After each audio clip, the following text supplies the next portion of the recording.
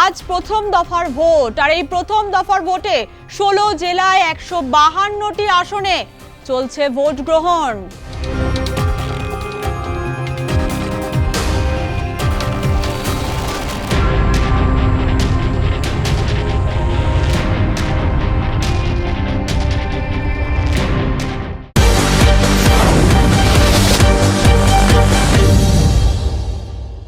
এই প্রথম দফার ভোটকে শান্তিপূর্ণ করতে নির্বাচন কমিশন একটা চ্যালেঞ্জ নিয়েছে। প্রথম দফার ভোটেই বেশি পরিমাণ কেন্দ্রীয় বাহিনী নিয়োজিত রয়েছে। 2407 কোম্পানি কেন্দ্রীয় বাহিনী নিয়োজিত রয়েছে। 1478 জন প্রার্থীর ভাগ্য নির্ধারণ হবে। আর এই ভোটের লড়াইয়ে কারা কারা রয়েছে? এই ভোটের লড়াইয়ে রয়েছে টিএমসি, বিজেপি, কংগ্রেস, বামেরা, তার সঙ্গে সঙ্গে মিম, এজিইউপি, আইএসএফ এর মতো দলগুলি, বাকি আরো ছোট ছোট দল রয়েছে। এই প্রথম দফার ভোটে তারা প্রতিদ্বন্দ্বিতা করছে। ওই বললাম না প্রথমেই যে 1478 জন প্রার্থীর ভাগ্য নির্ধারণ চলছে আজ প্রথম দফার ভোটে। প্রথম দফার ভোটে বেশি নজর থাকছে উত্তরবঙ্গে, কারণ উত্তরবঙ্গের জেলাগুলিতে বিজেপির প্রভাব বেশি। বিজেপি চাইছে এই উত্তরবঙ্গে তাদের যে সমস্ত আসনগুলি জয় পেয়েছিল সেইগুলো যেমন ধরে রাখতে, এবং যেই আসনগুলিতে জয় পায়নি সেগুলি জয় ছিনিয়ে আনতে। অন্যদিকে তৃণমূল চাইছে যে উত্তরবঙ্গে তাদের পায়ের তলার মাটিকে আরো শক্ত করতে। তাই প্রথম দফার ভোট কিন্তু বেশ গুরুত্বপূর্ণ। আর এই প্রথম দফার ভোটকে শান্তিপূর্ণ করতে একটা চ্যালেঞ্জ নিয়েছে নির্বাচন কমিশন। এই প্রথম দফার ভোটে কোন কোন জেলায় ভোট রয়েছে এবং কোন কোন জেলায় ভোট চলছে সেগুলো তো জানবোই, তার সঙ্গে সঙ্গে সেই সমস্ত জেলাগুলির কোন কোন আসনগুলো একটু নজর কাড়া সেই সম্পর্কেও জানবো। কোচবিহার জেলায় কটি আসন? কোচবিহার জেলায় 9টি আসন। 2021 সালের ফলাফলের নিরিখে তৃণমূল পেয়েছে কোচবিহার জেলায় 2টি আসন, বিজেপি পেয়েছে 7টি আসন। অতএব বিজেপি কিন্তু কোচবিহার জেলায়, উত্তরবঙ্গের সব থেকে বলা ভালো যে কোচবিহার জেলায় বিজেপি কিন্তু বেশি আসন পেয়েছিল। এই কোচবিহার জেলা কিন্তু বেশ গুরুত্বপূর্ণ। কোচবিহার বিজেপির কাছে যেমন গুরুত্বপূর্ণ সেরকমই তৃণমূলের কাছে। তৃণমূল চাইছে এখানে আসন সংখ্যা বাড়াতে, সেরকমই অন্যান্য দলগুলো রয়েছে প্রতিযোগিতায়। দুটি নজর কাড়া কেন্দ্র রয়েছে, একটা হচ্ছে দিনহাটা, একটা হচ্ছে তুফানগঞ্জ। এই দিনহাটা এবং তুফানগঞ্জ এই দুটি আসন কিন্তু একটু নজর কাড়া। তার কারণ কি? দিনহাটায় তৃণমূল প্রার্থী করেছে উদয়ন গুহকে, বর্ষিয়ান এবং পোরখাওয়া রাজনীতিবিদ তিনি। 2011 সাল থেকে এই দিনহাটা বিধানসভা থেকে তিনি জিতে বিধানসভায় তার দায়িত্ব পালন করছেন। প্রথমে তিনি ফরওয়ার্ড ব্লকের হয়ে জয়ী হয়েছিলেন, কিন্তু পরবর্তীকালে তিনি 2016 এবং 2021-এ তৃণমূলের হয়ে প্রতিদ্বন্দ্বিতা করেন। 2016-তে তিনি জয় পেয়েছিলেন, কিন্তু 2021-এ একটা প্রবল বিজেপি হাওয়ায় তিনি ধাক্কা খান। বিজেপি প্রার্থী নিশীথ প্রামাণিকের কাছে মাত্র 57 ভোটে তিনি হেরে যান। কিন্তু উপনির্বাচনে আবার ভাগ্যের চাকা যেন উদয়ন গুহর জন্য ঘুরে যায়। উপনির্বাচনে তিনি বিপুল ভোটেই দিনহাটা আসন থেকে জয়ী হন। এবার দিনহাটা আসনে তিনি প্রার্থী হয়েছেন তৃণমূলের হয়ে এবং বিজেপির প্রার্থী হয়েছেন অজয় রায়। অতএব দিনহাটা কেন্দ্র অবশ্যই নজর কাড়া। আরেকটি যেটা বললাম কোচবিহারের সব থেকে নজর কাড়া কেন্দ্র তুফানগঞ্জ কেন্দ্রেও কিন্তু তৃণমূল জয় পেয়েছিল, কিন্তু 2021-এ পুরো খেলাটা ঘুরে যায়। এখানে খেলা ঘুরিয়ে দেন বিজেপি প্রার্থী মালতী রাভা। তিনি 2021-এ তৃণমূলের হাত থেকে এই আসনটি ছিনিয়ে নেন। এবারও তিনি প্রার্থী হয়েছেন তিনি বিজেপির পক্ষ থেকে এবং তৃণমূলের পক্ষ থেকে তার প্রতিদ্বন্দ্বী শিবশঙ্কর পাল। অতএব কোচবিহারের দিনহাটা এবং তুফানগঞ্জ এই দুটি কিন্তু নজর কাড়া কেন্দ্র। এবার কোন দিকে নজর রাখবো, কোন জেলার দিকে? এবার আমরা নজর রাখবো আলিপুরদুয়ার কেন্দ্রের দিকে। আলিপুরদুয়ারে কটি আসন? 5টি আসন। আর এখানে কি দেখা যাচ্ছে স্ক্রিনে? 2021 সালের ফল। 2021 সালের ফল তৃণমূল 0, বিজেপি 5। অতএব 5-এ 5 বিজেপি আলিপুরদুয়ারে 5টি আসনই জয়লাভ করেছিল। তাই এবার এই 5টি আসনকে ধরে রাখতে বিজেপি কিন্তু মরিয়া। এই আলিপুরদুয়ারের দুটি নজর কাড়া কেন্দ্র কোনটা?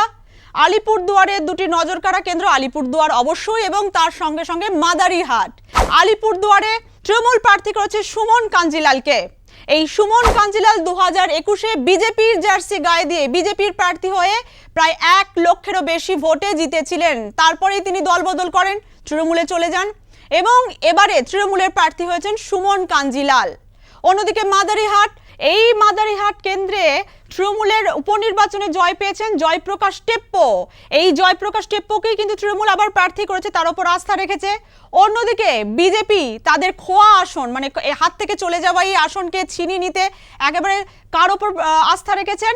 লক্ষণ লিম্বুর ওপর আস্থা রেখেছেন।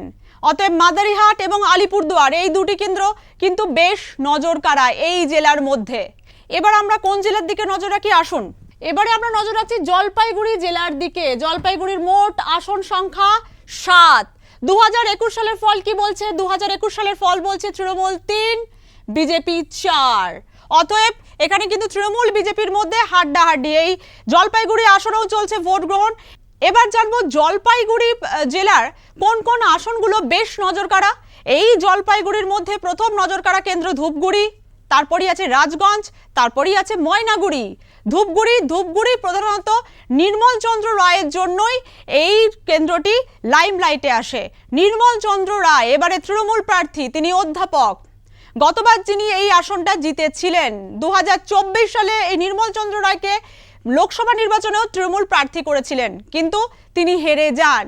এবারেও কিন্তু ধূপগুড়ি আসনটিকে জেতার জন্য এই নির্মল চন্দ্র রায়কে তৃণমূল প্রার্থী করেছে, আস্থা রেখেছে তার ওপর। এই জেলায় অন্য আরেকটি আসন বেশ নজর কাড়া, সেটা হচ্ছে রাজগঞ্জ। রাজগঞ্জ কেন নজর কাড়া হয়েছে? কারণ রাজগঞ্জের স্বপ্না বর্মন, একেবারে খেলার মাঠের সোনার মেয়ে, এবারে রাজনীতির ময়দানে নেমে পড়েছেন। অতএব রাজগঞ্জটাও বেশ নজর কাড়া। আর অন্যদিকে রয়েছে ময়নাগুড়ি, তার কারণ ময়নাগুড়িতে একেবারে নতুন মুখ, রাজবংশী ভোট এখানে ফ্যাক্টর, মূল ফ্যাক্টর। তাই রাজবংশী জাতির প্রার্থী করা হয়েছে রামমোহন রায়কে। এই ময়নাগুড়িতে রামমোহন রায় ভিলেজ পুলিশ ছিলেন, তারপর তৃণমূল যুব সভাপতি হন এবং সেইখান থেকে একেবারে বিধায়ক পদপ্রার্থী হয়ে তিনি প্রতিদ্বন্দ্বিতায় অবতীর্ণ হয়েছেন। রামমোহন রায় রাজবংশী সম্প্রদায়ের। অন্যদিকে এই আসনে বিজেপি একটু পিছন থেকে প্রচারটা শুরু করেছিল, তার কারণ এখানে প্রার্থী বিভ্রাটে জড়িয়ে যায় বিজেপি। বর্তমানে যদিও ডালিম চন্দ্র রায় নির্বাচনে প্রতিদ্বন্দ্বিতা করছেন, জানা যাবে তার ভাগ্য নির্ধারণ, অবশ্যই ভোট বাক্স খুললে কি আছে সেটা জানা যাবে। বিজেপি প্রার্থী ডালিম চন্দ্র রায়। অতএব জলপাইগুড়ি জেলার ধূপগুড়ি, রাজগঞ্জ এবং এই ময়নাগুড়ি আসনের দিকে নজর রাখবে কি হয়। এখন ভোটাররা ভোটের লাইনে দাঁড়িয়ে আছেন, তারা ভোট দিচ্ছেন। অতএব দেখাই যাক ভোট বাক্স খুললে এই তিনটি নজর কাড়া কেন্দ্র যেমন জানা যাবে, সেরকমই জলপাইগুড়ির কি হতে চলেছে সেটাও আমরা জানতে পারবো। এরপর কোন জেলার দিকে নজর রাখবো আমরা, আসুন। জলপাইগুড়ির পর কালিম্পং। কালিম্পংয়েও কিন্তু ভোট এক আসনে, এখানে নির্দল ও অন্যান্যরা জিতেছিল 1। বিজেপি এখানে খাতা খুলতে পারেনি। কালিম্পংয়ে প্রায় 2 লক্ষের ওপর ভোটার, ভোট গ্রহণ কেন্দ্র 293টি, কোনো দুর্গম বুথ নেই এখানে বলাই যায়। সব থেকে বড় বিষয় হচ্ছে এই কালিম্পং রাজ্য রাজনীতিতে একসময় বেশ প্রাসঙ্গিক ছিল, তার কারণ নানা ইস্যুতে, মূলত গোর্খাল্যান্ডের দাবিতে এই পাহাড়ি রাস্তায় একসময় আন্দোলন চড়া হয়েছিল, পাহাড়ি রাস্তায় রক্ত দেখা গিয়েছিল। কিন্তু মুখ্যমন্ত্রী মমতা বন্দ্যোপাধ্যায়ের দৌলতে এখন শান্ত হয়েছে পাহাড়। মুখ্যমন্ত্রী বারবার যেটা দাবি করেন, পাহাড় হাসছে। অতএব এই কালিম্পংয়ে কিন্তু ভোট চলছে এবং কালিম্পং জিততে মরিয়া বিজেপি। যেটা বলা হচ্ছে যে কালিম্পংয়ে বিজেপি তার সাংগঠনিক শক্তিটাকে বৃদ্ধি করেছে। তার কারণ কি? তার কারণ তৃণমূল এবং বিজেপিএম দলের নেতারা নাকি বা কর্মীরা বিজেপিতে নাম লিখিয়েছে, তাই কালিম্পংয়ে বিজেপি একটা প্রভাব দেখাতে পারে বলে মনে করা হচ্ছে। কালিম্পংয়ের আভাস তো দিলাম, এবার কোথায় নজর রাখবো, কোন জেলার দিকে, আসুন। দার্জিলিং শৈল শহর, যেখানে আসন সংখ্যা 5। 2021 সালের ফল কি বলছে? 2021 সালে বলছে তৃণমূল 0, বিজেপি 5। 5-এ 5 দার্জিলিং জেলায় 5-এ 5 বিজেপি। আর এই শৈল শহরের নজর কাড়া কেন্দ্র কোনটা? নজর কাড়া কেন্দ্র হচ্ছে শিলিগুড়ি। প্রত্যেকটি আসনে যেমন প্রতিটা দলের কাছে গুরুত্বপূর্ণ, কিন্তু নজর কাড়া কেন্দ্র থাকে তো সেরকম ভাবেই নজর কাড়া দার্জিলিং এর কেন্দ্র হচ্ছে শিলিগুড়ি, যেখানে ভোট চলছে। শিলিগুড়িতে তৃণমূল বনাম বিজেপির একটা হাড্ডাহাড্ডি লড়াই চলছে। বিজেপি এখানে প্রার্থী করেছে শঙ্কর ঘোষকে। শঙ্কর ঘোষ এখন বিজেপির প্রথম সারির নেতাদের মধ্যে একজন, তার কারণ শাসক দলের বিরুদ্ধে তাকে দেখা গেছে বিধানসভায় বিভিন্ন ইস্যুতে সুর চড়াতে। সেই শঙ্কর ঘোষকে কিন্তু শিলিগুড়িতে মুখ করেছে বিজেপি। আর তৃণমূলের প্রার্থী কে হয়েছেন? গৌতম দেব, যিনি শিলিগুড়ি পুরসভার মেয়র পদে রয়েছেন। এই গৌতম দেব কিন্তু অনেক পুরনো রাজনীতিবিদ, তার কারণ তিনি ডাবগ্রাম ফুলবাড়ির দুবারের বিধায়ক, তিনি রাজ্য সরকারের গুরুত্বপূর্ণ পদেও ছিলেন, পর্যটন দপ্তরের মন্ত্রী ছিলেন, উত্তরবঙ্গ উন্নয়ন দপ্তরের মন্ত্রী ছিলেন। অতএব এবার শিলিগুড়িতে শঙ্কর ঘোষ বনাম গৌতম দেবের একটা লড়াই বেশ হাড্ডাহাড্ডি হবে বলেই মনে করা হচ্ছে। ইতিমধ্যেই ভোটাররা তো তাদের ভাগ্য নির্ধারণ করার জন্য তাদের মতামত পেশ করবেন। দার্জিলিংয়ের পর কোন আসনের দিকে নজর রাখবো আসুন দেখি। দার্জিলিংয়ের পর সোজাসুজি চলে যাচ্ছে উত্তর দিনাজপুরের দিকে। 9টি আসন। 2021 সালের ফল কি বলছে? 2021 সালের ফল বলছে তৃণমূল 7, বিজেপি 2। অতএব তৃণমূল শাসক দলের কিন্তু মায়ের পায়ের তলার মাটিটা এখানে বেশ শক্ত। এই উত্তর দিনাজপুরেও ভোট চলছে, যে ওই 9টি আসনে ভোট চলছে। এই 9টি আসনের মধ্যে গুরুত্বপূর্ণ এবং নজরকাড়া একটি কেন্দ্র হচ্ছে রায়গঞ্জ। এই রায়গঞ্জ আসনকে হাতে পেতে তৃণমূলকে অপেক্ষা করতে হয়েছে 2021 সাল পর্যন্ত। এবারে রায়গঞ্জে তৃণমূলের প্রার্থী হয়েছেন কৃষ্ণ কল্যাণী, যিনি বিজেপিতে জিতেছিলেন, বিজেপির জার্সি গায়ে তিনি জিতেছিলেন এবং তিনি এখন তৃণমূল দলে। কৃষ্ণ কল্যাণী এখানে তৃণমূলের প্রার্থী হয়েছেন, ব্যবসায়ী, প্রতিষ্ঠিত মুখ। সব থেকে বড় ব্যাপার হলো 20 বছর পর এখানে বামেরা প্রার্থী দিয়েছে। জীবনানন্দ সিংহকে এখানে প্রার্থী করেছে বামেরা। অপরদিকে কংগ্রেসও প্রার্থী দিয়েছে, মোহিত সেনগুপ্ত কংগ্রেসের প্রার্থী হয়েছেন। উত্তর দিনাজপুরের পর এবার নজর রাখবো দক্ষিণ দিনাজপুরের দিকে। দক্ষিণ দিনাজপুরেও ভোট চলছে, 6টি আসন। 2021-এর ফলাফল কি বলছে? তৃণমূল 3, বিজেপি 3। তার মানে বিজেপি তৃণমূলের এই কেন্দ্রে হাড্ডাহাড্ডি লড়াই। এবার এই কেন্দ্রে কি হয় সে তো ভোট বাক্স খুললে জানা যাবে। তবে এই দক্ষিণ দিনাজপুরের মধ্যে রয়েছে বালুরঘাট কেন্দ্রটি, যেটি বেশ নজরকাড়া বলেই মনে করছেন রাজনৈতিক বিশ্লেষকরা। কারণ এই বালুরঘাট কেন্দ্র বারবার করে মুখ হয়েছেন তৃণমূলের অর্পিতা ঘোষ, নাট্য ব্যক্তিত্ব তিনি। এবারেও তিনি তৃণমূলের হয়ে প্রতিদ্বন্দ্বিতা করছেন। তিনি বিধায়কের পাশাপাশি রাজ্যসভার সাংসদও ছিলেন।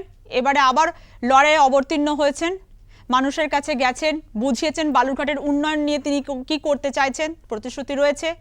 মানুষ ভোটের লাইনে দাঁড়িয়েছে, কার ভাগ্যে শিখে ছেড়ে সে তো পরবর্তীকালে জানা যাবে। অতএব বালুরঘাট কেন্দ্রটি কিন্তু বেশ নজরকাড়া এবং সাংস্কৃতিক জগতের প্রার্থী, একটা সাংস্কৃতিক কেন্দ্র হিসাবেও ধরা হয়। দক্ষিণ দিনাজপুরের পর এবার কোথায় নজর রাখবো চলুন দেখি। সরাসরি একেবারে মালদা। আম যেখানে বিশ্ববিখ্যাত, গরম আসছে, অবশ্যই আম খাবেন। 12টি আসন। 2021 সালের ফলাফল কি বলছে? তৃণমূল 8, বিজেপি 4। এবারে কিন্তু লড়াইয়ে মালদায় যে তাদের পুরনো ঐতিহ্য ফিরে পেতে চাইছে কংগ্রেস। তার কারণ তারাও এবারে যে প্রার্থী করেছে তা এই জেলাতে বেশ গুরুত্বপূর্ণ মুখ। মালদায় 2টি নজরকাড়া এবারে কেন্দ্র রয়েছে, তার মধ্যে একটি হচ্ছে সুজাপুর আর একটি হচ্ছে মালতীপুর। সুজাপুর কেন্দ্রটি তৃণমূল হাতে রাখতে চাইছে আব্দুল গনি খান। এই সুজাপুর কেন্দ্র তৃণমূলের হয়ে জিতেছে। একেবারে কংগ্রেসের গড় ছিল এই সুজাপুর কেন্দ্র, আর এই সুজাপুর কেন্দ্রে এবার প্রার্থী হয়েছেন সাবিনা ইয়াসমিন। তার কারণ আব্দুল গনি খানের সম্পর্কে যে রিপোর্ট পেয়েছে তৃণমূল, তাতে খুব একটা আভাস ভালো ছিল না। তাই এখানে একেবারে প্রার্থী করা হয়েছে সাবিনা ইয়াসমিনকে। সাবিনা ইয়াসমিনের কাছে একটা নতুন এটা আসন এবং সব থেকে একটা কঠিন লড়াইয়ে বলা যেতে পারে। তার কারণ সুজাপুর কংগ্রেসের গড়। এখানে আব্দুল গনি খান, যিনি দীর্ঘ সময়ের জন্য বিধায়ক ছিলেন এবং এই সুজাপুর কেন্দ্র থেকে তিনি একদম দিল্লির মসনদে পৌঁছে যান। আর কোতোয়ালি ভবনের প্রার্থীরাই কিন্তু এই সুজাপুর থেকে জিতেছেন। যেহেতু তৃণমূলের আব্দুল গনি খান একেবারে আসনটি ছিনিয়ে এনেছিলেন কার কাছ থেকে জানেন? ঈশা খান চৌধুরীর কাছ থেকে কংগ্রেসের প্রার্থী হয়েছিলেন।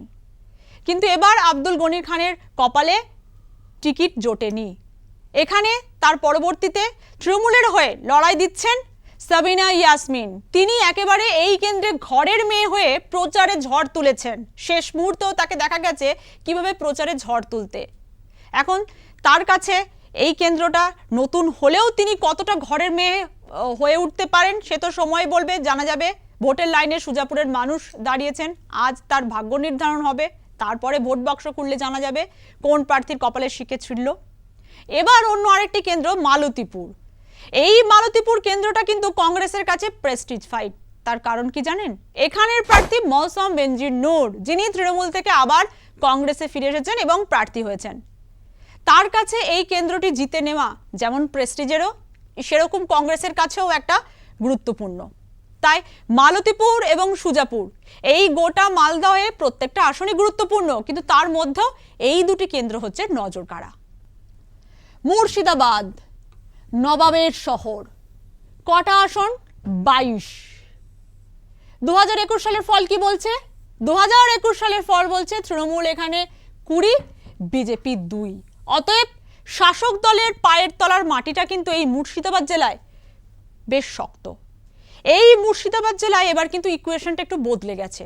তার কারণ কি জানেন? এখানে খেলাটা জমিয়ে দিয়েছেন তৃণমূলের সাসপেন্ডেড বিধায়ক হুমায়ুন কবির। তিনি নতুন করে দল খুলেছেন তৃণমূল থেকে বেরিয়ে, AGUP এবারে লড়াইয়ে আছে। বাবরি মসজিদের শিলান্যাস মুর্শিদাবাদে একটা বড় ফ্যাক্টর হয়ে উঠেছে এবং নওদা ও রেজিনগর এই দুইটি আসন থেকে প্রতিদ্বন্দ্বিতা করছেন হুমায়ুন কবির। আর সব থেকে বড় কথা কি জানেন? এই মুর্শিদাবাদ জেলার মধ্যে আরেকটি নজর কাড়া কেন্দ্র কোনটা জানেন? বহরমপুর। তার কারণ অধীর রঞ্জন চৌধুরী দীর্ঘদিন পর বিধায়ক পদপ্রার্থী হয়ে প্রতিদ্বন্দ্বিতায় অবতীর্ণ হয়েছেন। এই মুর্শিদাবাদ জেলা কার দিকে ঝোঁকে সেটা তো সময় বলবে। মানুষ ভোটের লাইনে দাঁড়িয়ে রয়েছেন, ভোট দেবেন। কতটা শান্তিপূর্ণ হয় তা সময় গড়ালি বলা যাবে। এই মুর্শিদাবাদ জেলার হাওয়াও বোঝা যাবে কি হতে চলেছে। তবে বহরমপুর কেন্দ্রে অধীর রঞ্জন চৌধুরী কিন্তু হাওয়াটা বেশ জমিয়ে দিয়েছেন, মানে ভোটের খেলা বেশ জমিয়ে দিয়েছেন মুর্শিদাবাদে। এবার কোন দিকে নজর দেব? বীরভূম। বীরভূমে 11টি আসন। 2021 সালের ফলাফল কি বলছে? তৃণমূল 10, বিজেপি 1। অতএব তৃণমূল এখানে সংখ্যার বিচারে একটু বেশি আছে, একটু না অনেকটাই বেশি আছে। বীরভূমে কি হতে চলেছে? বীরভূমে হাওয়াও কিন্তু গরম। এই নির্বাচনে বীরভূমের নজর কাড়া কেন্দ্র কোনটা? হাসন। এই হাসনে এবারে প্রার্থী হয়েছেন কাজল শেখ। অনুব্রত মণ্ডলের জেল যাত্রা, তার পরবর্তীকালে বীরভূম অভিভাবকহীন হয়ে পড়ে এবং এই কাজল শেখ কিন্তু গুরুত্বপূর্ণ ভূমিকা নেয়। অনুব্রত মণ্ডল আবারও ফিরে এসেছে, কিন্তু বীরভূমের ওই জেলা সভাপতির পদ তাকে দেওয়া হয়নি। এটা কোর কমিটি গঠন করা হয়েছে, সেই কোর কমিটিতে তিনি মুখ। বীরভূম জেলায় কাজল শেখ বনাম অনুব্রত মণ্ডলের একটা যে অম্লমধুর সম্পর্ক, এটা কিন্তু সর্বজন বিদিত। এবারের ভোটে কোথাও এই দ্বন্দ্ব প্রভাব ফেলবে না তো, সেটা নিয়ে কিন্তু তৃণমূল সুপ্রিমো বেশ চিন্তিত ছিলেন এবং তিনি তাদের দ্বন্দ্ব মিটিয়ে নেওয়ার জন্য দুজনকেই দায়িত্ব দিয়েছেন। কিন্তু অনুব্রত মণ্ডল একটা অবশ্যই বীরভূম জেলায় ফ্যাক্টর, কিন্তু কাজল শেখও তিনিও একটা গুরুত্বপূর্ণ জায়গা করে নিয়েছেন। অতএব বীরভূমে কে কতটা আসন ছিনিয়ে আনতে পারে এবং সেটা দলনেত্রীকে তৃণমূল সুপ্রিমোকে উপহার দিতে পারে, সেটা নিয়ে অবশ্যই কেষ্টমণ্ডল এবং কাজল শেখের মধ্যে দ্বন্দ্ব তো রয়েছে, কাজল শেখের একটা প্রতিযোগিতাও রয়েছে। অতএব বীরভূমও কিন্তু একটা গুরুত্বপূর্ণ দক্ষিণবঙ্গের জেলা। এবার বীরভূমের পর একটু দেখি কোন জেলার দিকে নজর দেওয়া যায়। প্রথম দফার ভোট চলছে। এবার নজর রাখবো পশ্চিম বর্ধমান। 9টি আসন। 2021 সালের ফল কি বলছে? তৃণমূল 6, বিজেপি 3। অতএব তৃণমূল বনাম বিজেপির একটা দ্বন্দ্ব এখানে রয়েছে। পশ্চিম বর্ধমানে কয়েকটি কেন্দ্র রয়েছে বেশ নজর কাড়া। তার মধ্যে কি কি রয়েছে? তার মধ্যে রয়েছে আসানসোল উত্তর, কুলটি এবং দুর্গাপুর পশ্চিম। আসানসোল উত্তর মলয় ঘটক তৃণমূলের প্রার্থী হয়েছেন। যদিও প্রথম দিকে একটা গুজব রটেছিল, একটা রটনা রটেছিল যে এবারে মলয় ঘটক হয়তো নাও পেতে পারেন টিকিট, কিন্তু না, সব জল্পনার অবসান ঘটিয়ে মলয় ঘটক প্রতিদ্বন্দ্বিতায় রয়েছেন, খুব ভালোভাবে প্রচার করেছেন। তিনি এই আসানসোল উত্তরকে হাতের তালুর মতো চেনেন, দীর্ঘদিনের রাজনীতিবিদ তিনি। আর কুলটি হচ্ছে মলয় ঘটকের ভাই অভিজিৎ ঘটক, এবারে প্রার্থী হয়েছেন। অভিজিৎ ঘটককে তৃণমূলের পক্ষ থেকে প্রার্থী করা হয়েছে। অপরদিকে তার প্রতিদ্বন্দ্বিতা করছেন বিজেপির অজয় পোদ্দার। অন্যদিকে দুর্গাপুর পশ্চিম বিজেপির আসন। দুর্গাপুর পশ্চিমের লক্ষণ ঘড়ই 2021 সালে বিজেপির প্রার্থী হয়ে জয় পেয়েছিলেন। এবারও তিনি প্রার্থী হয়েছেন, তবে এবার তার মুখোমুখি হচ্ছেন, লক্ষণ ঘড়ুইয়ের মুখোমুখি হচ্ছেন তৃণমূল প্রার্থী কবি দত্ত, যিনি এডিডি এর চেয়ারম্যান। দুর্গাপুরকে সাজানোয় যার একটা অগ্রণী ভূমিকা রয়েছে, সেই কবি দত্ত এবার অবতীর্ণ হয়েছেন। অতএব এবারের লড়াইটা দুর্গাপুর পশ্চিমে কিন্তু বেশ হাড্ডাহাড্ডি হতে চলেছে। এবার কোন জেলার দিকে আমরা নজর রাখছি? বাঁকুড়া। বাঁকুড়ায় 12টি আসন। 2021 সালের ফল কি বলছে? 2021 সালের ফল বলছে বিজেপি 8, তৃণমূল 4। এবারেও ভোটের লাইনে ভোটাররা দাঁড়িয়েছেন। অনেক কিছু বদলেছে, এসআইআর এর আবহ অনেক কিছু বদলে গেছে, অনেক কিছু হয়েছে এই জেলাতেও। এই জেলার কি পরিকাঠামো হতে চলেছে, কার হাতে থাকবে রাশ, সে তো সময় বলবে। বাঁকুড়ার পর আমরা কোন কেন্দ্রের দিকে নজর রাখবো? পুরুলিয়া। পুরুলিয়ায় 9টি আসন। 2021 সালের ফল কি বলছে? 2021 সালের ফল বলছে তৃণমূল 6, বিজেপি 3। এই পুরুলিয়া জেলায় কুর্মী ভোটটা কিন্তু বেশ ফ্যাক্টর, তাই কুর্মীদের মতামত এই জেলায় ভোট বাক্সে একটা গুরুত্বপূর্ণ মতামত।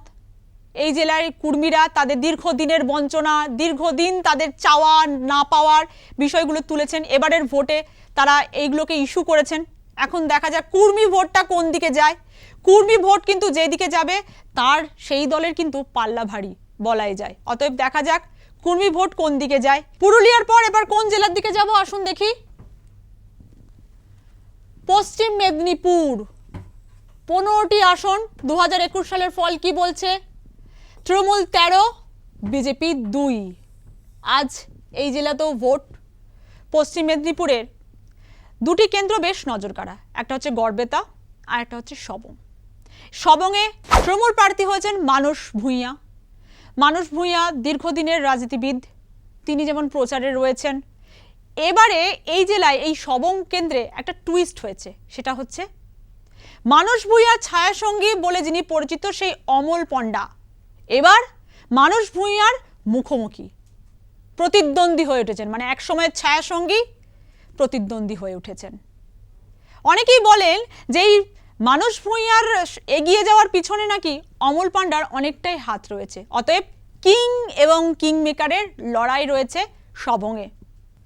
এবার নজর রাখবো পূর্ব মেদিনীপুরের দিকে। আজ ভোট, 16টি আসনে ভোট। 2021 সালের ফল তৃণমূল 9, বিজেপি 7। এই পূর্ব মেদিনীপুরের মধ্যে নন্দীগ্রাম কিন্তু অনেকটা বেশি নজর কাড়া কেন্দ্র। এই নন্দীগ্রাম রাজ্য রাজনীতিতে একটা আলাদা বাতাবরণ তৈরি করে।